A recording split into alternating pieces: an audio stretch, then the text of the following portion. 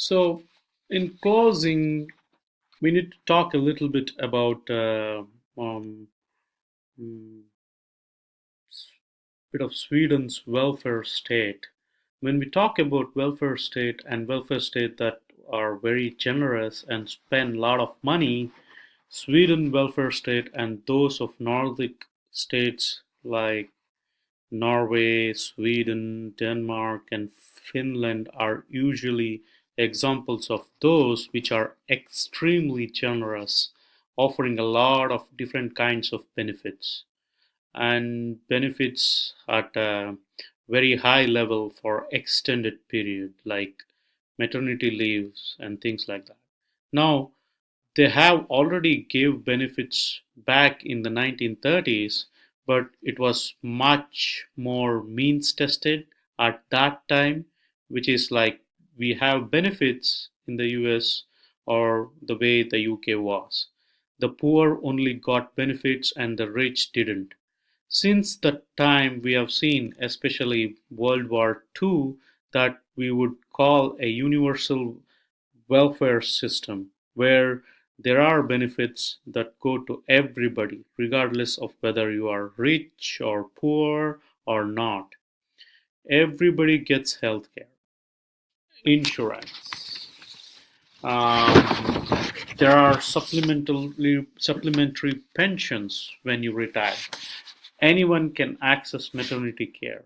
Whether rich or poor doesn't matter. You get a family cash allowance like a credit for money in your hand when you have children. And a lot of people can apply for rent subsidies. Now, this does come at a this all these things doesn't come for free. The cost in terms of GDP is 50%. 50% of everything that of all the money generated by Sweden, that is GDP, goes towards propping up this welfare state.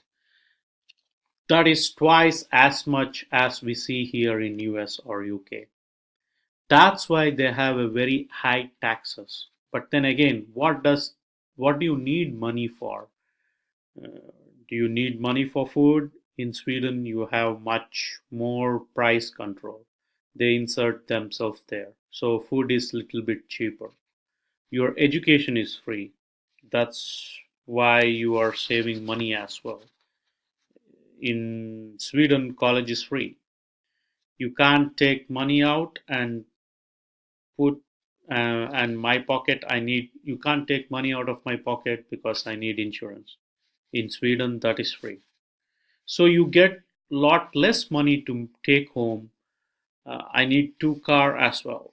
Sweden has got very good public transportation. So in Sweden there is a lot of welfare state, but you don't need to pay for so many things. The government does take care of those things, but then again it hurts the rich far more um,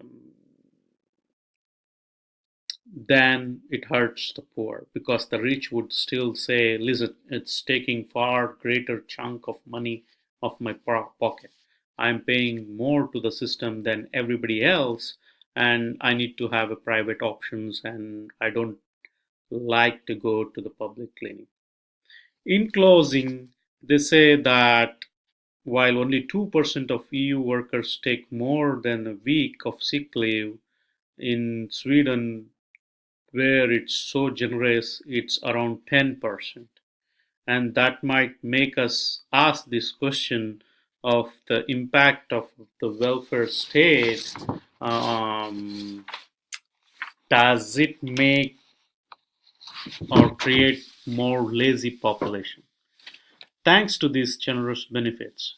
So there is a mixed bag with Sweden and impact of its welfare state. But it certainly, I want to point out, even with all these generous benefits, US always pointed out, and politicians in the US, if we give the kind of benefit that Europeans, and then what they really mean is Swedes, not the British, that Swedes give our economy couldn't handle. So what they say is like we cannot handle the way Sweden does it. That's that's maybe not the case. Our economy could grow slower, and we might have a different difficulty in attracting foreign direct investment, which we are heavily dependent. That's true, but simply saying providing these kind of benefits makes a country bankrupt is far from the case, as Sweden illustrates. But certainly on this continuum, more or less government involvement, far more government involvement in the economy of Sweden than that of UK.